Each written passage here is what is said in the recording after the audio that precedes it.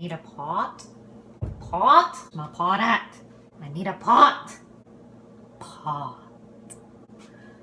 The whole reason I want to do a cooking video today is because, like I expressed in my how I'm holding up video, typically when I feel this way, I don't want to cook. I basically just want to lay in bed and die. Part of the healing process for me has to be eating as best as I can, because oftentimes when I have this anxiety, sadness, I eat a lot of junk and feel like crap and have no energy. And I feel like today is just a really appropriate day for me to do this, because I'm proud that I actually have the motivation to do this. So what's on the menu today is salmon. For any of you guys who care for fish or just are food aficionados in general, I don't think that should matter.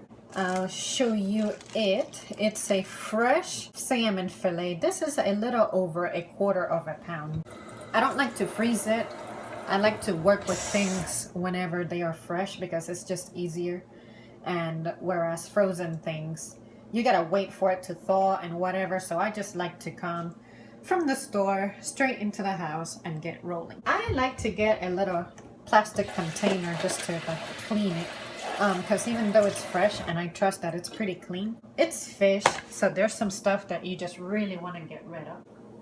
And what I like to do is have running water, and actually I like to sort of bathe it in vinegar just a tad bit, because it makes it easier for you to get rid of, what do you call that, like the little scales on the skin. It's not bad for you to eat it, but it definitely alters the flavor, and I don't care for the flavor that it gives it. So you just sort of grab a knife and you see that little thing that comes out of it, that's what you want to get rid of. And holy crap, the vinegar is letting me know all the cuts and nicks that I have in my hand. They're not self-inflicted, it's just that the weather's changing, so it's getting colder and my skin just sucks at adapting.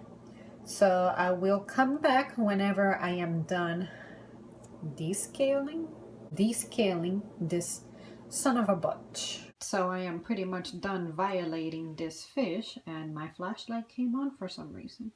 Yeah, that should be visible. So we're going to take this little thing and we're going to fill it up with some water. We're going to drop this mug in there. You guys see how it's no longer scaly. It kind of looks like aluminum foil. Again, it's not bad for you to eat it. It's just that for me personally, it alters the flavor. And I like the skin on the salmon. I've never really met anybody who gets rid of it, really. But I know that preferences vary, and I do not want to assume anything. Ooh, and while you're on the prepping process, make sure that you use cold water. It should be obvious, but I can see how people could miss it, and that's because if you do hot water, it may actually start cooking, and you don't want to do that. And it's also, you know, just a food safety type of thing. Temperature is so essential when handling food. Oh, my hands are stinging, my goodness, from this vinegar. All the nicks that I gotta have. Yeah, my knuckles. Yeah, it's just so important because most of the foodborne illnesses come from improperly handled food. And something that I failed to mention is, of course, before messing with the kitchen, make sure that you wash your hands. And of course I did that off camera for obvious reasons, but anyway. So basically just mess with it for a little bit, and then when you're done, you can sort of just rinse it out. And then we go to the next stage in our prepping. Usually I tend to leave foods marinate overnight, but since I got the fillet today, I don't care to wait because this is going to be my meal for the day. I like to use a lemon. I like to have a fresh one and squeeze it into it because it's just, I like the acidity of lemon. I am going to do about half of this lemon, and the other half I'm gonna just throw it into a glass and drink it with water because I like salmon to be acidic, but not too acidic. I don't want to lose my teeth.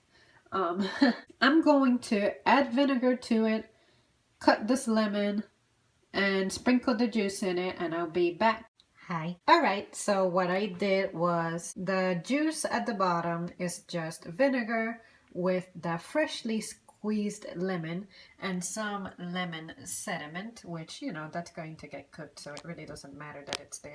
And here comes my favorite part, which is getting this little being pimped. And what I like to use is a very, very itsy bitsy minute amount of salt, just to accelerate the cooking process. So that is actually going to go in the pot, just to ensure that I don't forget to throw some of this at the bottom.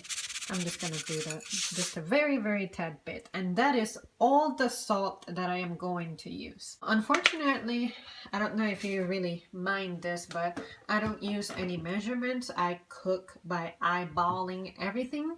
So you're just going to have to trust me with what I tell you.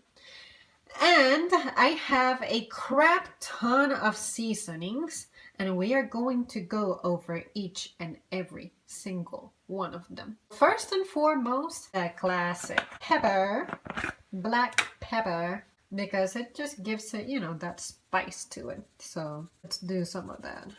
I like to do the whole bowl just so that when we flip it, it can absorb some of it at the bottom. So there we go. I like to pretty much cover it up until most of the orange of the salmon is gone. Like I said, I eyeball everything, so your choice of spices and how much goes into it is totally up to you. Next up, oregano. And with this, I go kind of light with it because I'm going to use so many other leaves. So this would be overkill. So I think that's good.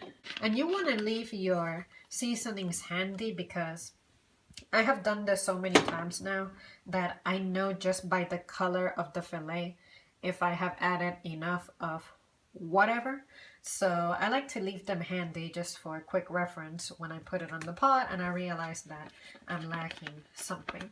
Next up is going to be paprika because I like colors. I like to make it red. I just like to do some of that. Usually I have onions and bell peppers, but I don't care for vegetables like that because I'm gonna have a salad along with this, so I don't want to do overkill when it comes to that. So there goes that. Parsley.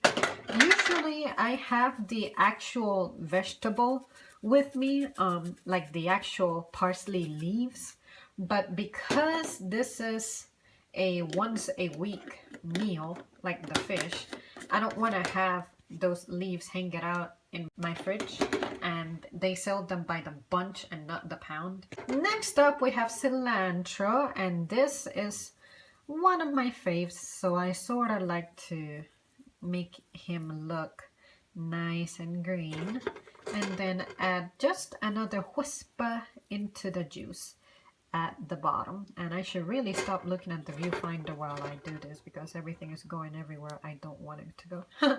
I mean, it's going to end up in the fillet, but I'm just saying my attention span is suffering right now. Next we have rosemary. This is probably the most important thing to add to it if I want for it to be herby. And this is one of those things that I have to twist, so I'm going to sit you guys down for a second, okay? All right, there we have them. Because I like rosemary so much, I like to do a little bit of overkill with that. Next up, we have garlic powder. Usually I have the legit garlic present. This, I add much more than that, but I usually do that while it's on the pan because something about adding it while the juices are like boiling a little bit just rubs me the right way. Next, we have curry. This is next my favorite spice ever. Curry anything, I have probably tried it or I gotta try it if I see it and I've never had it because I just love curry. So I like to pretty much focus on the juice for this. because the juice is going to go on top of the fillet and then it's going to trickle down, unlike Reaganomics in the present, and really, really make this fillet be banging. So we have basil leaves. And finally, I have a thing here called muchi, M-U-C-H-I, curry. And basically, this is, of course, curry, but it has a little bit of cayenne pepper to it. And if you guys don't know what cayenne is, it is a hot son of a bitch. And some of the ingredients are turmeric, cumin, ginger, black pepper, coriander, fenugreek, whatever that is, garlic, celery seed, cloves, cayenne pepper, caraway, white pepper. I've never seen a white pepper. Do you guys know what that is? Shoot, I need to look that up. To save ourselves some time, now I am going to pour some olive oil into our pot. And you want to pretty much fill up the bottom of it with oil evenly. So let's see.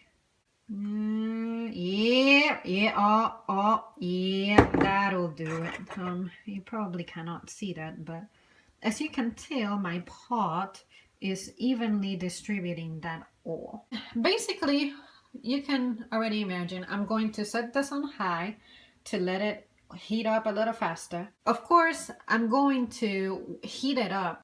Like usually I heat up the stovetop, then place the pot, and while the pot is heating, that's when I add the oil. But for the sake of saving time and presentation, I'm going to gradually warm it up. So I'm going to start high. I don't know how many seconds. Everybody's stove is different.